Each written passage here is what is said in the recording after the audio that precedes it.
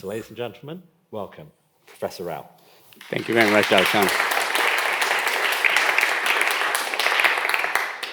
Thank you very much, all of you. I mean, it's been a pleasure to see so many people, actually, who have been here since the very beginning. So I have people who have been coming to almost all my lectures over time, so this is very gratifying. This series has been about human nature in finance. Right? Over the past 3 years, we've been talking about different aspects of finance. So in the first year, we've talked about technology in finance. Last year, we talked about the classical ideas of finance, why they win Nobel Prizes and so on. And this year is that why those ideas do not work. Right? So, and in particular, what the ideas we've been talking about this year are all about items like conflicts of interest and asymmetric information and our biases, our behavioral biases that we have that prevent us from actually acting according to rational models what most finance, classical finance models assume. So when I finished last time, I introduced a whole bunch of different biases, and I think one of the questions which came up on Slido was, okay, so you've got all these biases, we make all those mistakes, what do we do about it? Right?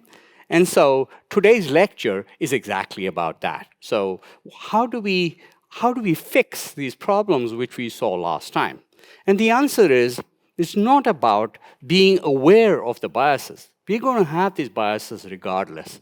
The question is, how do we use these biases to create an environment where we can do better? We cannot avoid the biases, but we can make the biases work for us. And that's the objective of today's lecture. So specifically, behavioral biases we know are predictable. And that means we can counter them by designing our systems appropriately. Right? So for example, if you think about these biases, how predictable they are, the industry knows all about them. For example, we know that consumers don't know how compounding interest works. So in some cases, the markets want to reduce that bias. Why?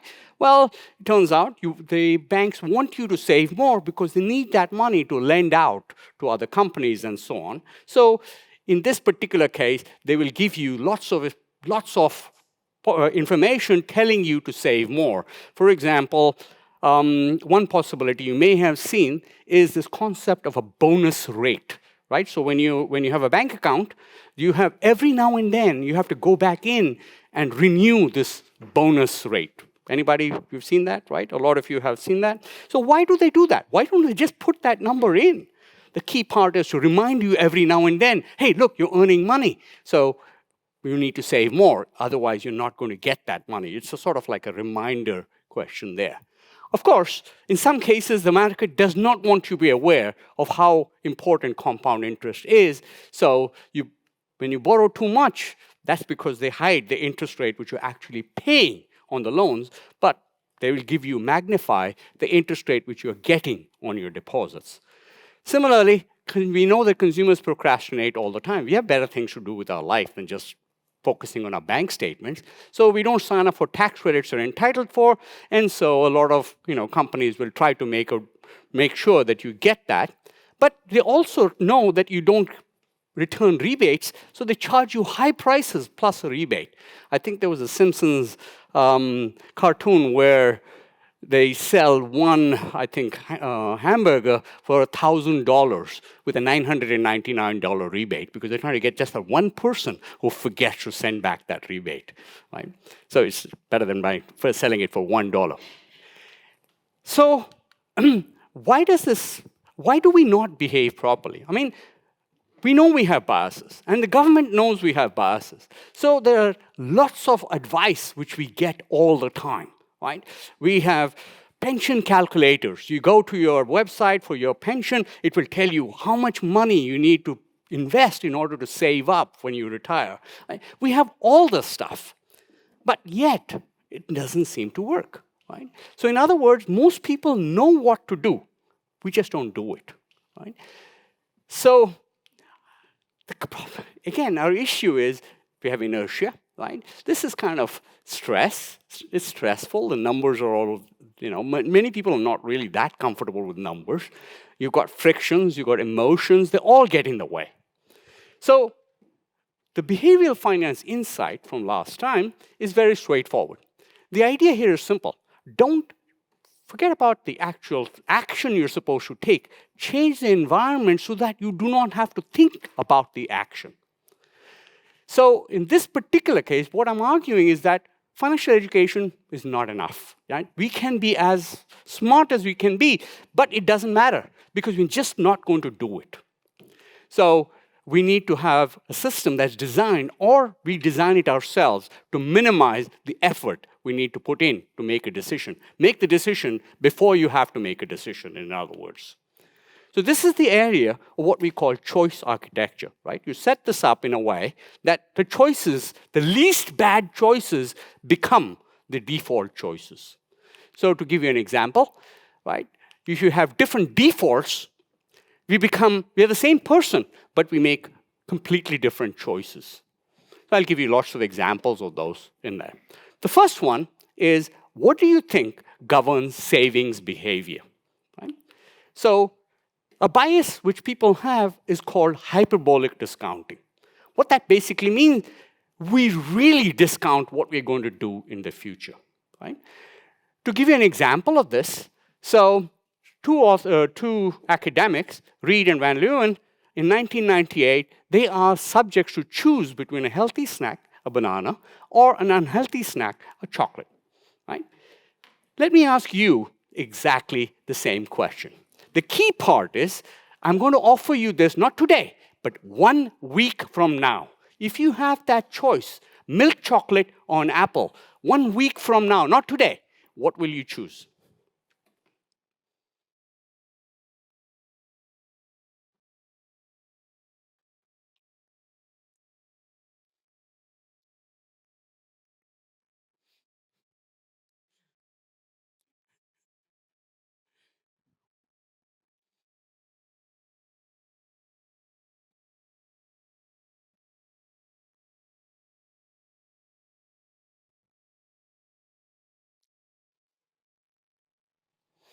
Pretty close running here.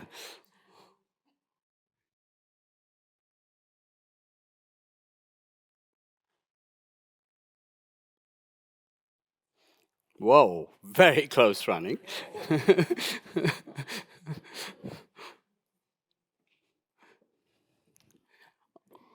All right, so let's see what actually happened. This is the actual experiment they ran. And as you can see, this is exactly what they found as well. In this particular case, when asked 1 week in advance, only 26% of the subjects said they would choose chocolate. But when they're asked immediately prior to consuming, the guy has it in his hand and says, which one do you want? 70% just grab the chocolate. Right? So that's the key part here. We discount our behavior in the future. We think we're going to do the right thing when the time comes, but we don't. So how do you take advantage of this to change the behavior, your savings behavior? So to do that, there are two people, Richard Taylor and Shlomo Bernatzi, both of them academics. Richard Taylor won the Nobel Prize, and this book is described in his book called Misbehaving. I highly recommend that book. But they looked at employees at plans administered by Vanguard to sign up not to save today, but to save in the future. They said, would you like to save more? And everybody says, we would like to save more. Right? But when you ask, okay, here's this form, fill it up right now, most people will say, sorry, I'm not going to do it right now, I have no time, something else will come about. But would you be willing to save in the future? Right? It turns out all the individuals, if you chose to save more in the future, you have to select the timing of those savings increases on your own. Okay? So let's suppose you're offered this, right? How many of you here say, we would like to save more in the future? A lot of hands going up. Excellent. All right? So in this particular case, let's come back in here and say, let's not about saving, but you'd like to start a new diet, right? When would you like to start?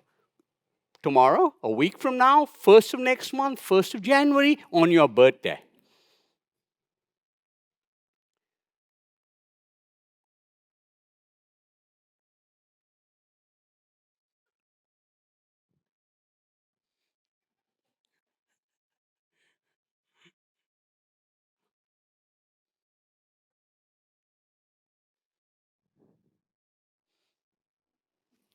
I have a significant group of people who want to start today, which is interesting, but I doubt it's true.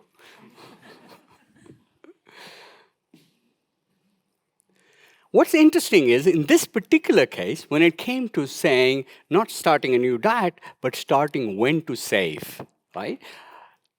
It turns out the first is a very dominant number here. Birthday is also dominant, but the first is super dominant. So it turns out that 91% of the participants here prefer to postpone savings increases.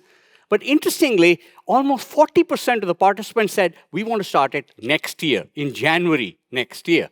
No other month seemed to have such a dominating effect. Everybody wants to save more, but we'll start at a date in the future, and the first of next year is always a good time to have New Year resolutions or whatever, right? And that's called the fresh start effect. For example, what's the probability of going to the gym as a function to the date and proximity to a variety of temporal landmarks? So for example, on the first day of the week, 2% more likely than the benchmark. And first day of the month, another 1%. First day of the semester, first day of the school, it's always the first, right? So the effect is compared with the effect of just a 1 hour increase in the gym's operating times. So the idea is you can go a little more today or on the first. In every case, the word first dominates everything else.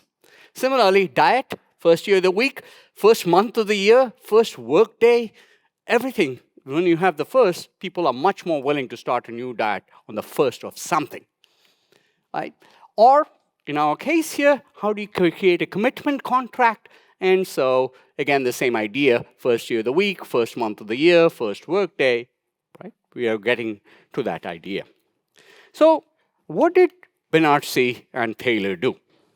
Well, what they did was, in this particular case, they said, okay, you're going to save more. Fine. You sign a contract saying, I would like to save more starting on the first of next year, right? The second bias they took into advantage was inertia. Once people sign the contract, to unsign the contract, it's all voluntary. You can get out of this at any time you want. But to get out of it, you have to actually take an action. That's inertia. So how do you take that into account? Well, there are a whole bunch of papers which already showed that participants do not join the company's retirement plan usually, right? And they don't rebalance their portfolios at all over time. So what Median and Shia did was basically say, well, the default is you're automatically enrolled unless you tell your employer you do not want to be enrolled. And that made savings rates explode because essentially the default is the one to save more. And that's exactly what Benartzi and Taylor did. What they said was, once you set up for the Save More Tomorrow plan, automatically on the first of the year or whenever you've chosen, the plan kicks in, unless you specifically write to these guys and say, I do not want to be in this plan anymore. So the default has kicked you in to an action, you committed you to an action which you would not have taken otherwise. Right? So that's what they did, right? So unless someone opts out, they're automatically in the program, and any savings increases will all happen automatically as well. Okay, so this is the concept of default behavior. You make the better outcome, the one you want, as your default, and that changes the way you behave, right? So this is the opt-in versus opt-out pensions. If you're automatically opted in, you have to volunteer to opt out. People don't opt out. If you start to opt out to opt in, nobody opts in. So just a changing of the default changes the way you behave. Okay, the third thing is about loss aversion. As we saw in the last time, people hate losing, right? Everybody hates losing. We may say that we like it, but we hate it, okay? So how do you take this into account? So this goes back to a paper by Tversky and Kahneman, which basically says the pain associated with losses is about twice the pleasure with a similar magnitude gain, right? If individuals view the increased savings and the reduction in spending as a loss aversion says people are not going to save more. So let me give you an example of how this can be used. So for example, Let's suppose the economy, there is no inflation, and your employer decides to cut every worker's pay by 2%. Is this fair? Honestly, right? What do you think? Is it fair? Is it not fair?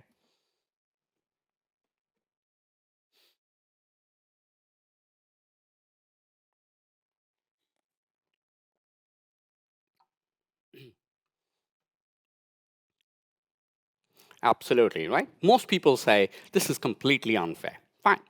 Now let me ask you a totally different question, right? Let's suppose the inflation rate in the economy is 6% per year, and your employer gives everybody a pay raise of 2%. Is that fair?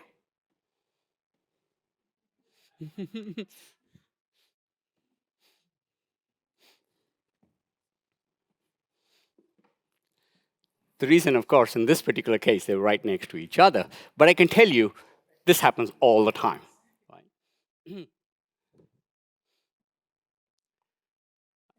As you see, the difference in the two is exactly, this is the same question. I was lying. They're exactly the same questions, right? But a few more people are saying this is fair than not fair. Okay, so what this is basically saying is people don't notice changes, right? So what we are doing here is 6% inflation, 2% rate is exactly the same as a 4% pay cut. But you will not notice this as much because you're getting that pay raise and the inflation increase is kind of masked. You don't really see this until you go to a supermarket and buy stuff, right? Here, they're right next to each other, so it's very obvious. So this is what they did in the Save More program as well. Basically, the idea is subjects were asked to do this. One group of subjects who didn't see the other question like you guys did saw there was no inflation and said it was fair. 62% said it was unfair. Another group of people who said 12% inflation rate, 5% raise, 22% thought it was unfair. So you can easily get those numbers, right?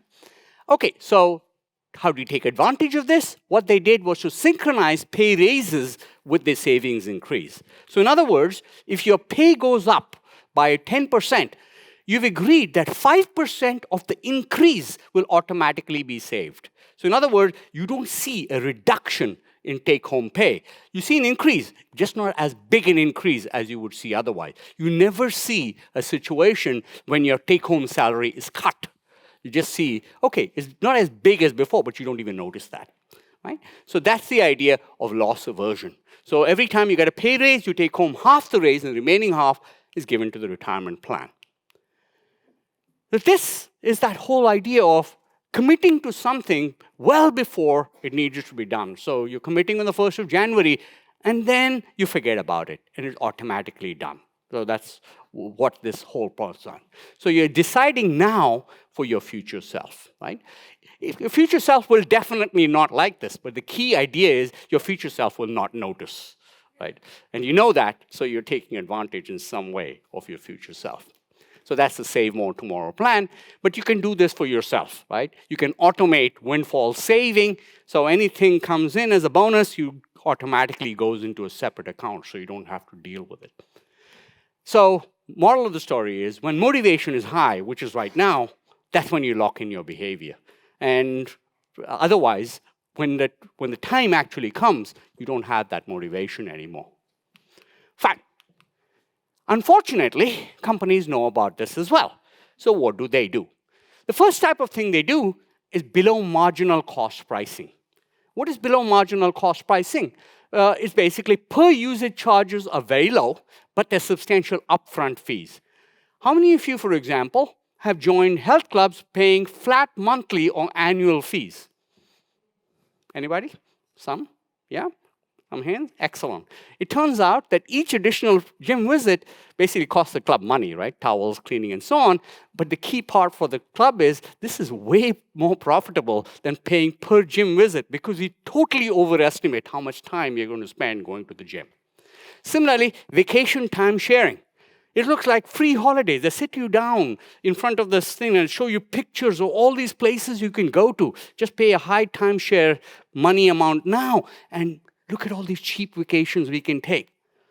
Yeah, so the problem is that high upfront payment is where the money is. The marginal cost pricing afterwards, nobody actually goes on those holidays, right? There's always something which comes up. So we end up paying way too much. But there's another way of doing it, right? Above marginal cost pricing. What that means is the upfront fees are really low, but then they hit you later with higher fees. So for example, credit cards. Low or zero introductory rates. Those are the teaser rates they see. And they keep getting messages saying, switch your credit card now. We have low, very low balance transfers, like 0% balance transfer for the next 6 weeks. Anybody seen these kind of things? Yeah, we see them all the time. The same idea over here. You come in right now, and after the promotional period is over, the fees go up quite dramatically. Again, with casinos, if you gamble a lot, everything is comped, right? So your hotel is comped, your food is comped. You want you to gamble as much as you can. Cell phone plans, again, low price monthly plans, high charges for the actual, if you exceed the limits, right? Mail order subscriptions, initial prices are really low, there are high prices later on once you get, unless you cancel, right? So, or decline additional shipments. And not just the marginal prices, but in particular cases, the automatic renewal contracts, right? So you must actively cancel subscriptions or services, and the hurdles for cancellation are usually pretty high. You have to call these people, you have to wait online, they try to upsell you when they actually pick up the phone. They're like, have you considered this plan? Have you considered that? And you're, I just want to cancel. Right? Anyone have experienced that? Right? Very, very familiar. Right? And so that's the problem over here. Unless you actively do this, the default is always we lock you in because we know that there's inertia. We know you're going to forget about this. We know you have 100 subscriptions you're never going to use. Right? So that's the downside of taking pre-commitment contracts. Okay, so do people know this? Right? The obvious answer is the pre-commitment contracts are actually good because people choose those because they know they're going to struggle with self-control. So that's why you commit to going to the gym, because you say, look, I'm losing money if I don't go to the gym. So I have to go to the gym. I'm committing to go to the gym because of that money. Unfortunately, these guys ran a study saying who chooses commitments. So they actually gave contracts which simultaneously gave them money if they went to the gym more often, but also gave them money if they went to the gym less often. So the same guy would choose both contracts. This suggests that people don't really have a clue what they're committing to. Again, we think the behavioral finance guys tell us we know our self-control problem and we are most likely to choose those contracts, but in reality, those links are not that strong, right? You have to consciously be aware that you have these problems and therefore commit to those. Most people commit without thinking about that they're committing, right? Okay. The next issue we talked about last time is about framing. How do you frame a particular cash flow? For example, we can talk about a tax bonus versus a tax rebate. A bonus means it's extra money. It's free money. I can spend this money. A tax rebate is, I have spent this money. I'm getting money back. It's a totally different way of thinking of it, and it affects the way we're going to spend it.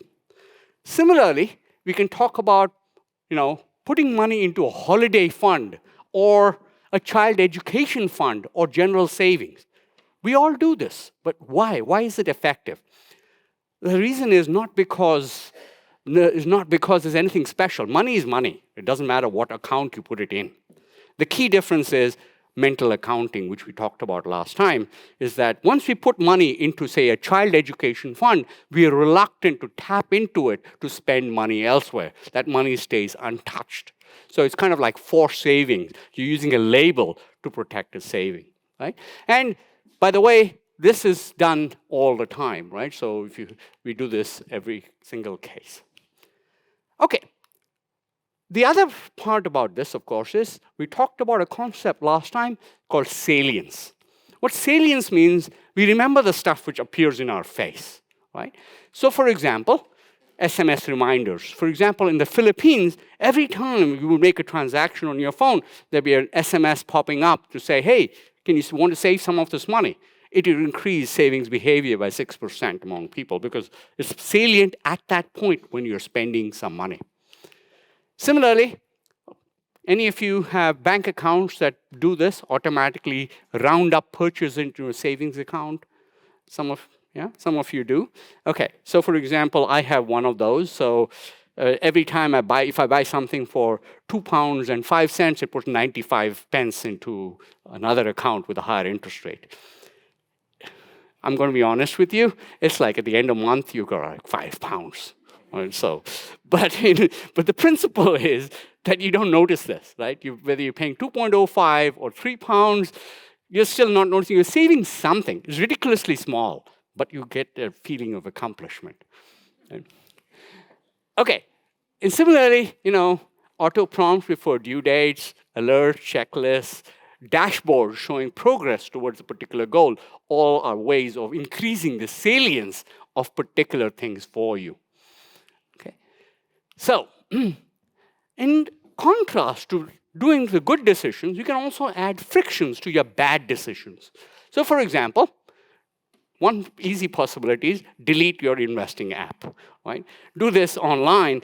Also, with multiple, so do not save this. So for example, when it says, can we set cookies? Don't set cookies, because every time you have to type in your password and your name every single time, and then get a message on your phone, and then you type in the number, that's all adding friction, right? So if something which is easy to do, if you trade too much, you want to add all those frictions before you can trade, right? And set up auto investments. So what that basically means is, instead of spending the money and then saving, save the money first and then spend. So the idea here is you get used to anything. So you get used to a lower salary, so you take the smaller amount of money and you say, okay, I'm going to save 10% of my money. That goes. And then you get used to only spending with the 90%. You never even think about the 10%. It's gone before you have seen it. Or a lot of you, me included, make life much easier by storing our credit card on online shopping accounts, right? And you just one click, pay out. That's, of course, number one. Of course, these guys get hacked all the time, so your credit card numbers are gone. But even if they're not gone, the point is the frictionless ease of buying makes you buy more. So in general, if you have a credit card, make sure you have as many ways. If you want to save, as many barriers. Don't store that credit card. Typing in that 16-digit credit card number every time you want to buy something, like, okay, do I really need to buy this? It's such a pain in the butt, right? Most of us will try to do something against it. Or impose 24-hour waiting rules to spend over £100, block impulse spending. These are all things you can do to control, add those frictions to the bad decisions, right? And if it works, just automate it so you don't have to think about it. So examples we talked about were save first and then spend, automatic direct debits. So you don't want to be thinking about, paying for something every month. Okay, I have to pay this bill, You're going to forget and end up paying fees. So direct debits, always, these are all easy ways to just set it and forget it. Right. Okay. Finally, penultimately, we will have to build some slack into the system, right? So the key problem is, in real life, stuff happens all the time. There's no way you can predict everything, right? So you have to pre-decide when you don't have to decide. So in other words, if the market is crashing, that is not a point in time when you want to make a decision about the market, right? You want to make the decision now. Well, sorry, it's too late because the market really crashed for the last couple of days. But you know what I mean, right? So the market is relatively stable, which presumably means when Trump is not president. So at that point in time, that's when you say, okay, I want to decide what I would do in case something bad happens. So you're writing down, in effect, what your behavior should be, and make sure you check that before you actually make that choice. So there are companies which do this as well. For example, BlackRock, for its traders, it makes them write down a book to say, at the time when you make the actual trading decision, why did you make that trading decision? So you write it down then, because later on, if they ask you, why did you make that trading decision? they will change their memories to correspond with what makes them look good to themselves.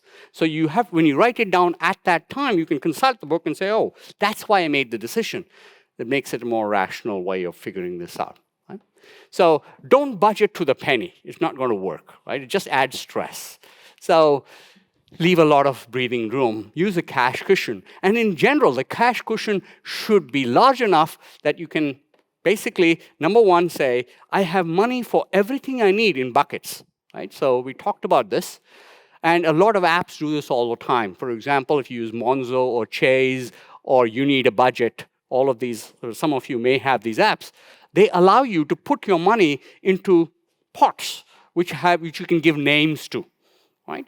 It's the same money, but you're basically putting names on the pots to give you a sense of memory. Okay, this is what I want to do with this money. This is what I need the money for.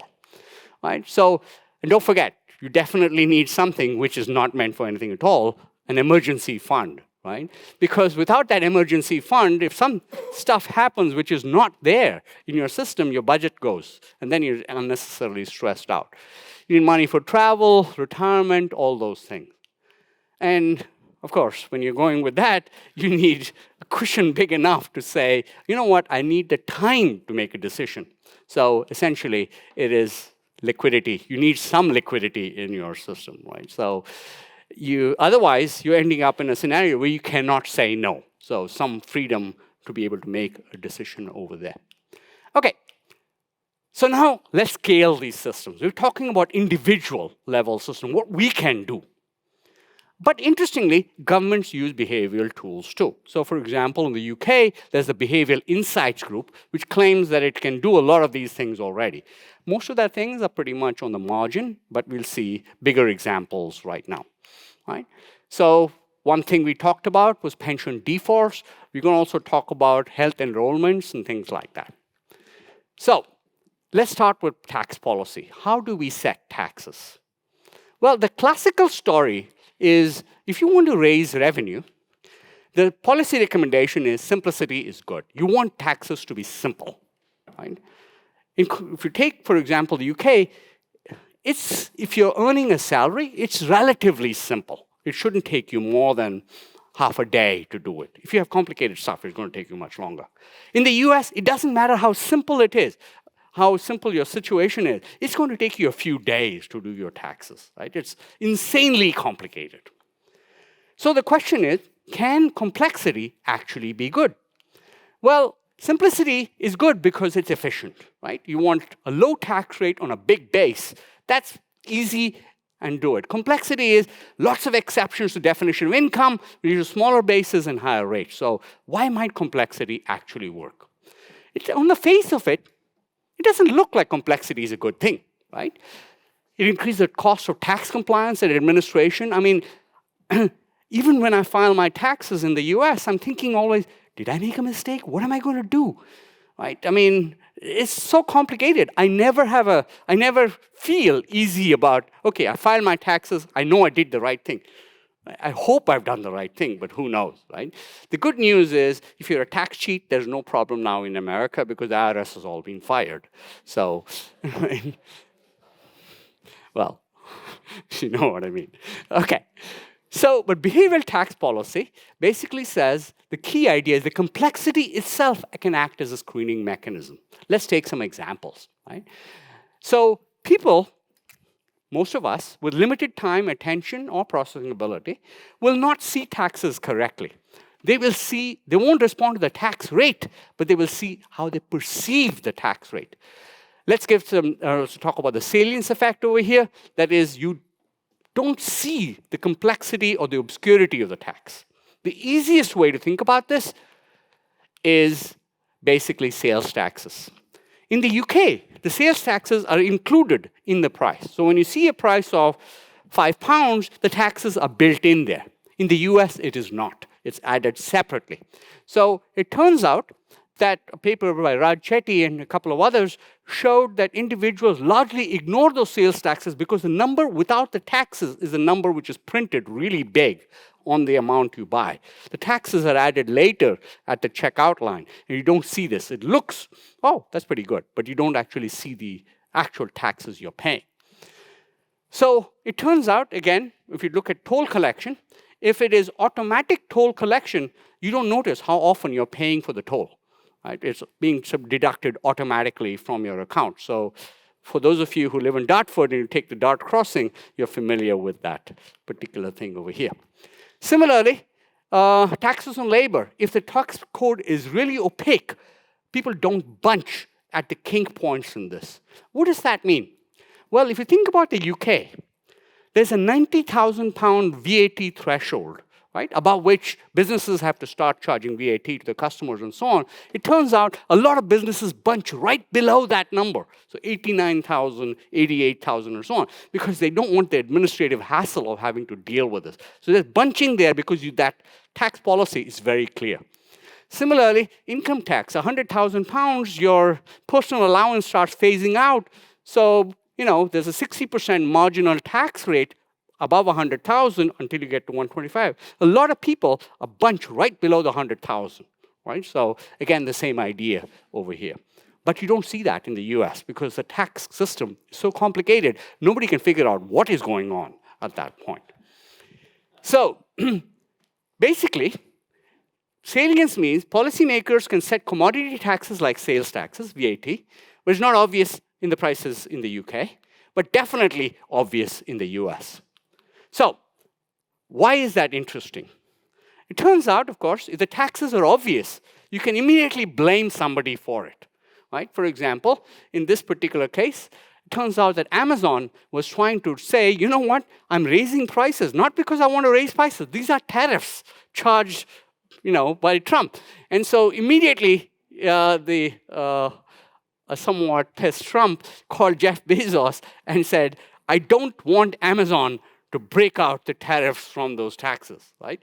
Because he did not want basically buyers to associate this with the higher prices they were paying.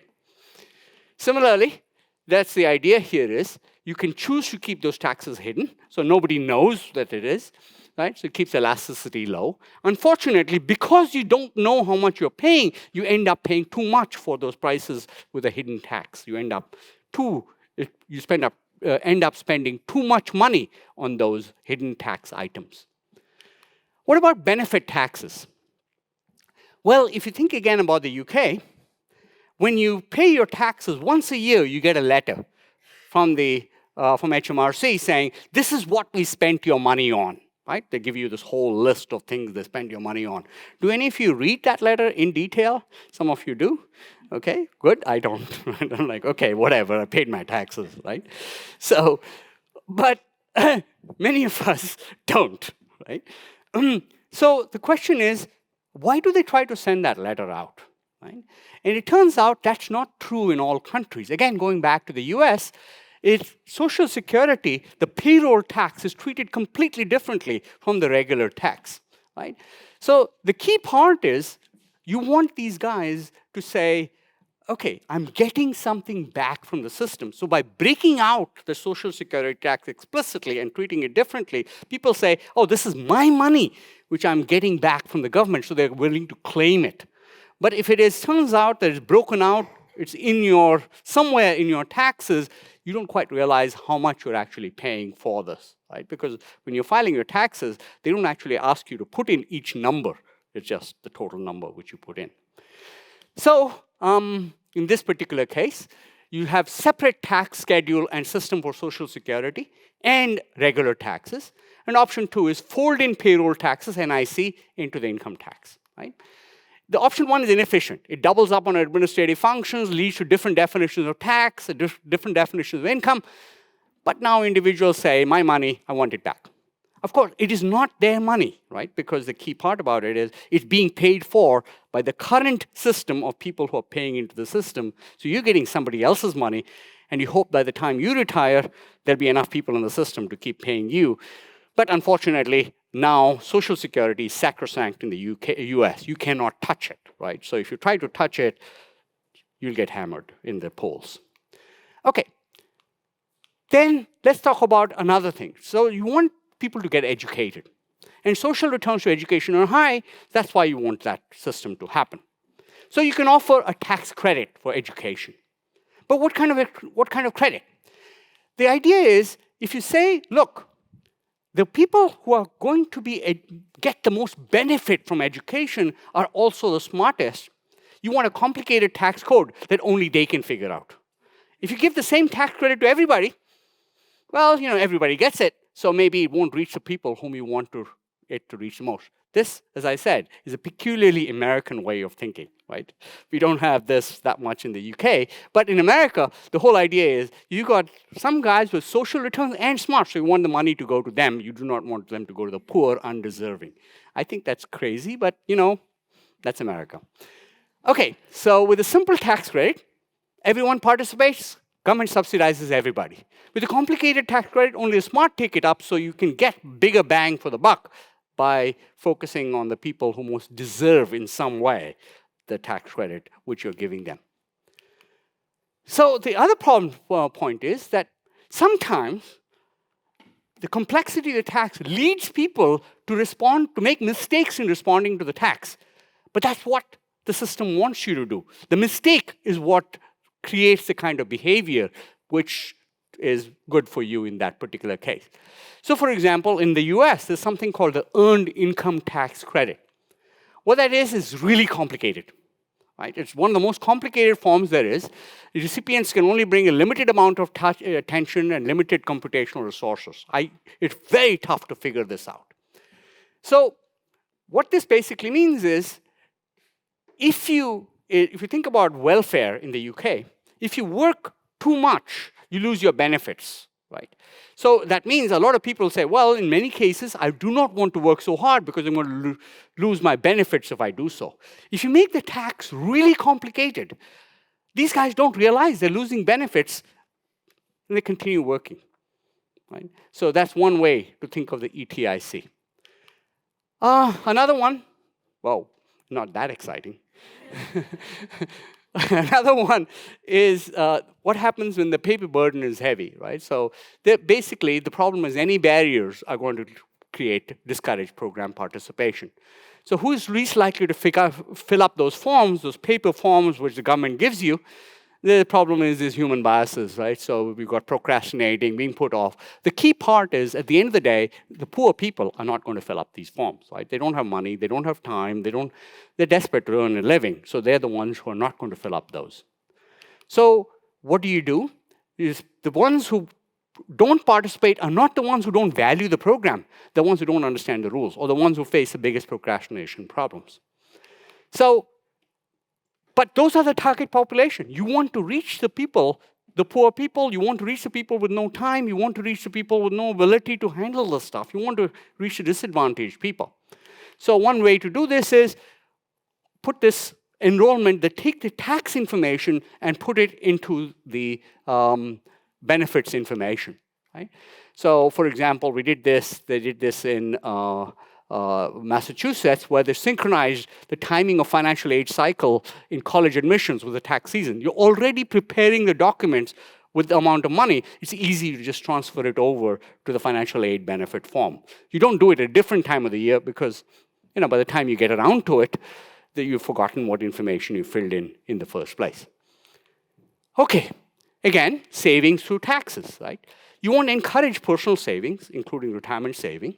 So tax filers get refunds, and a lot of them get them through direct deposit. Okay. Interestingly, in the US, you can specify up to 3 bank accounts in which you can get the same rebate. Why? I mean, at the end, it's just money going to a bank account.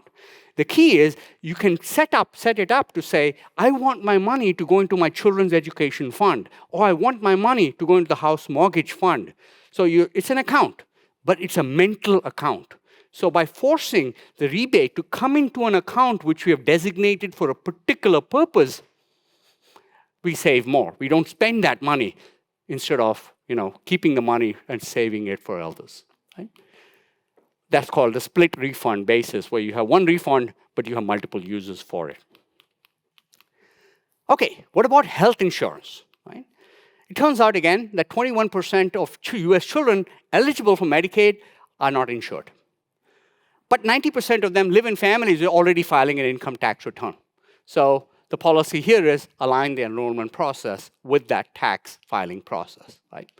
Okay, final example, fiscal policy, right? I know the taxes are not exciting, the most exciting of topics, so we'll switch away from taxes in a few minutes. But anyway, the final policy is about how do you stimulate the economy? How do you persuade people to spend more if the economy is in a downturn? One way you can do this is you should persuade people to say, okay, we need people to spend more, therefore we should give you more money to spend. But how do we give you more money to spend? Right? So again, this goes back to what I talked about before, which is two different types of tax cuts. In this case, let me give you the first one. The first one basically says tax cuts as bonuses are more likely to be spent than tax cuts presented as a rebate. Right? So, and you say the tax cut is a bonus, that is basically they're saying it's beyond what I'm actually getting. It's new money, it's fresh money, so I can spend it more. Right? I'm not expecting this. A rebate means I've already spent this money, I'm just getting it right back. So you spend it a lot less. So when you deliver it, when you looked at, for example, the American Recovery and Reinvestment Act, it did not provide a lump sum tax cut, either as a rebate or a bonus. Instead, it gave it as reduced withholding automatically from your bank account, which means you never even notice this, right? You're paying less taxes, but the amount is exactly, the take-home pay is larger because the amount being deducted is smaller. What that means is you end up spending more on the things you're already spending. You buy more groceries, you buy more, you go to the movies more often. Basically, everyday spending gets higher. Right? That's in this particular case, right? So the tax rate didn't change, but people were more willing to spend when the withholding rate was lower. All right, but let's take another example of framing these things. Right? So for example, in the US, we had the Tax Cuts and Jobs Act, which is, really prominent on who is giving you those tax cuts, right? So Trump, in this particular case, the Treasury ordered Trump's name printed on the stimulus check. So when you get the check, his name is in big letters right across with his signature. Say, oh, Trump got me this money. Right? That's not, of course, the only country, right? There are lots of other countries. In India, for example, the Indian Prime Minister, Narendra Modi, does exactly the same thing on literally everything. So, for example, this is called the PM Kisan scheme. Kisan means farmer. So he's like, okay, this is the Prime Minister's farmer scheme. You have only the Prime Minister to thank for this, nobody else. Right? And the same thing over here, is something called the Ujjwala Yojana, which is basically, they goes there, has tea with the family, says, this is the Prime Minister's scheme. That's me, right? So come and attribute the benefits to me, right? So all over the place. And it happens in a lot of countries, so politicians add their names because it's, again, the salience that matters over here. All right, so let's leave this out bit here. The key part is the strategic complexity is not a feature or a bug. It just is, right? So sometimes it just making things harder filters who applies for these things. Right? So it's a selection issue. Not so much, it's not about giving stuff, it's about selecting who gets the particular kind of treatment you want. But the problem, of course, is complexity will discourage the people who need help the most. Right? So how do you set regulations? One case, you can set the rules of the game. So for example, pension plans, set your default policy. The default policy is you're in instead of being out. Organ donation, set it as opt-in, opt-out rather than opt-in.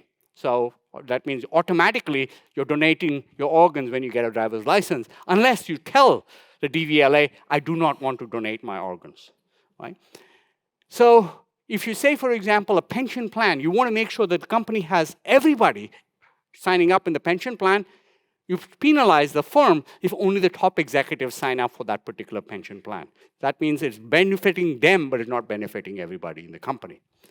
Similarly, in America, they give grants to states that basically enroll organ donors, right?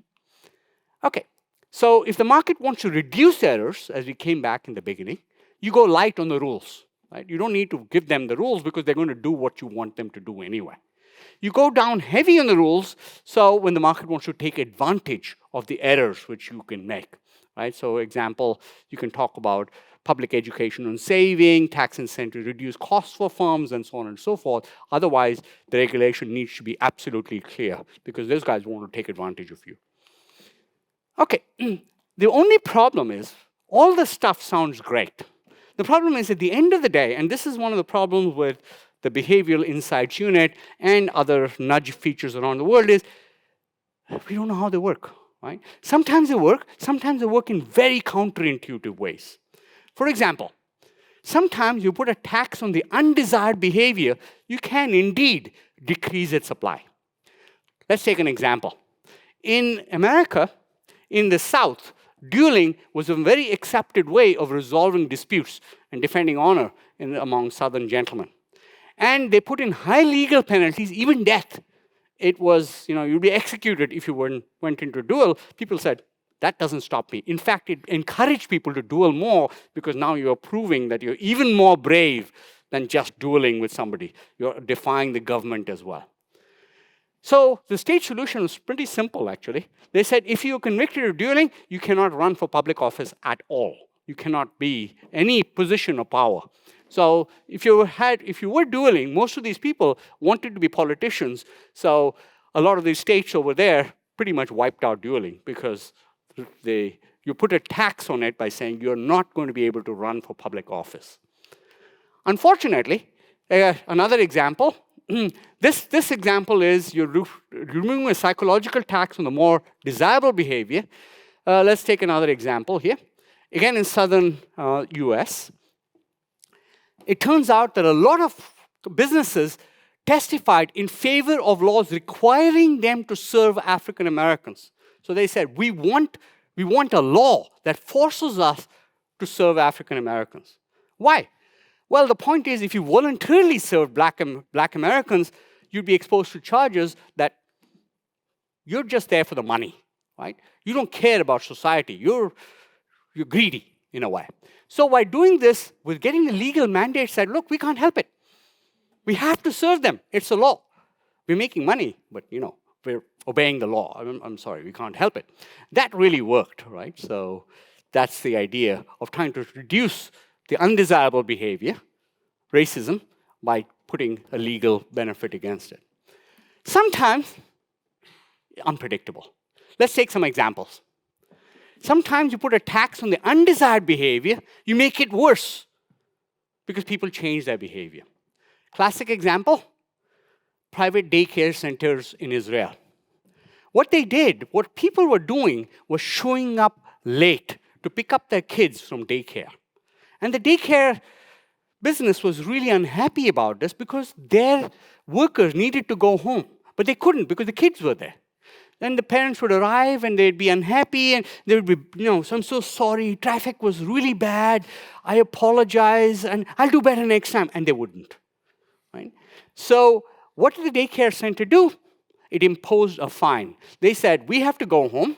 So if you show up late to pick up your kids, we're going to charge you a fine for every hour you're late. What do you think happened? Turns out more people started showing up late, right? Why? Because the key part is they charge about $4 for every kid after 4 p.m. because now it's become a transaction. It's no longer moral. There's nothing good about it. It's like, I'm paying for this. You better be there when I come to pick up my kid. It's like low-priced daycare after hours. Another case, you put a tax not on the undesired behavior, but on the desired behavior. And that will increase the supply by removing a psychological tax from it. So this is weird, right? You're making it more difficult to do the desired thing, and people do it more. So an example here, cake mixes. So Betty Crocker was trying to sell cake mixes. And taste tests were fabulous, but nobody was buying it. Why? Because it was too easy. They say, take a cake mix, stick it in water, put it in the oven, boom, you're done, right? Too easy. Nobody wanted to admit they were doing so little effort. So these guys basically said, add eggs, oil, milk, beat the batter, making it feel more like real baking without actually being baking, right? So just makes it look much tougher. It turns out it was really good because the sales of Betty Crocker went through the roof when you made it more difficult to make cakes than less difficult. Sometimes you give a economic subsidy to desired behavior, you can decrease the supply by removing a psychological subsidy on it, right? So for example, in the UK, same idea, they paid donors to increase blood supply, but the paying donors crowded out the intrinsic motivation, and so you had fewer donations and lower quality supply. That is basically contaminated blood. People were saying, you know, I don't want to be paid for giving blood, so only the people who needed the money would go. That's usually better, worse quality blood. Or when you say you tax beneficiaries to subsidize communities hosting, noxious facilities like landfills in their area, so you would give them financial compensation for hosting something. Turns out that would actually make people say, okay, this is now, you're paying me to have a landfill in my area. I don't want to have a landfill in my area. You basically converted this as a transaction. There is no moral high ground of sacrifice, right? So the resistance became much bigger. People who actually took the things were stigmatized. Oh, you sold out, right? So not necessarily what you want over here. Similarly, paying parents to send their children to school. Well, what do you think? Do you think this is a good idea? Do you think it is not a good idea? Should you pay parents to send their children to school?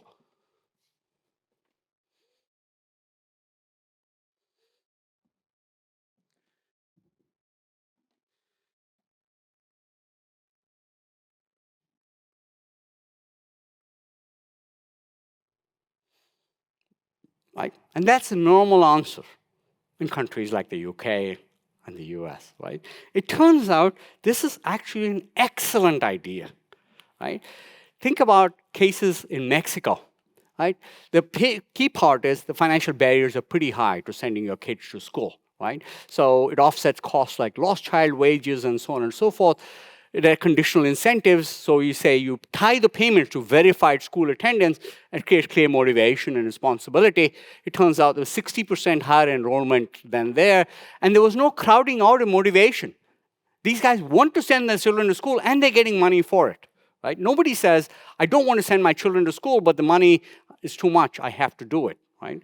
You want to do it. This is just reducing the barrier which you're facing. And it reinforces social norms. Basically, society is saying education is important enough that we need you to send your kids, and we'll subsidize you to give that payment to them. So it turns out in all these cases, especially in poor countries, it actually turns out to be a good policy.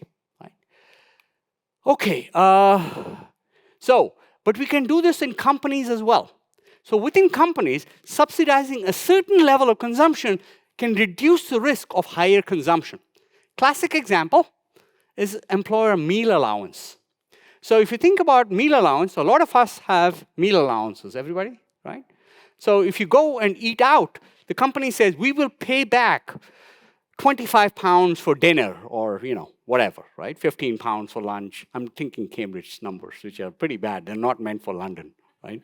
Hell, they're not even meant for Cambridge, but but anyway, the key point is that number acts as an anchor. Even though you can afford to spend more, we'll say, 25 pounds, I'm going to be repaid for 25, so you bunch under 25. Even though, if there was no limit there, you would pay more for a good dinner, but that number acts as a sort of focus, and okay, I'm going to keep it under that limit. Similarly, mobile data plan. Standard data plan is covered. Overages are paid by the employee. Users usually moderate the usage to stay within the allowance. Travel expense policy. Reimbursers set up to set limits. Upgrades are paid personally. Employees turn out, okay, I'm going to avoid the upgrades over here. Same thing with corporate gym memberships, public utility subsidies. The key idea is you say this is allowed. And we're fine with this, but this is allowed. And that acts as a barrier for a lot of people going above that barrier. But at the end of the day, the big problem for me is, where do we draw the line? Is it nudging? Is it manipulating? Right? Should people be given all these ways in which to change their behavior? Or are we just taking advantage of them? This is a question which we don't really know the answer to, right? So complexity screening as tax policy. Is that fair, right? The poor person who's unable to do this misses out on something because you think he doesn't deserve the taxes. Winter fuel credit right now, for example, right? Do we take it away? Do we means test it? These are all questions which we don't really have an answer to by ourselves, right? Nudges should technically align with the goals, but we don't necessarily know what our goals are for a society. What should the goals be? In these cases, we don't know what to nudge, right? And so to finish up what we're talking about, what we've been saying so far is that over the last couple of years, we've been talking about finance as a rational way of reaching your financial goals and so on. This one is not finance, not about math. It's about psychology. Right? So the idea is not that we miscalculate stuff. We misjudge stuff. So purpose of this lecture was to talk about designing financial systems which help us achieve our goals in spite of ourselves. We know our biases. Can we use these kind of systems to try to solve the biases or take advantage of the biases because we know we're going to have them anyway? Right? So overall, to finish up everything we have done, we've been talking about finance as a set of promises. Right? The promises can be implicit. That means I promise to give you something in the future in return for some amount of money today. That's the core of finance. It can be an explicit contract, like a bond, like debt, like equity, or a bank account. All of these are promises. So when you analyze promises, we're looking at cash flows, we're looking at risk. But here, we are basically saying that our promises are filtered through our perception of the cash flows and our perception of the risk, which is very different from the actual cash flows and the actual risk. So we've talked about conflicts of interest in different types of financial intermediaries, including banks, mutual funds, insurance companies, and so on. And in the last two lectures, including this one, we have talked about behavioral biases and how companies and us can use behavioral biases for and against us ourselves, right?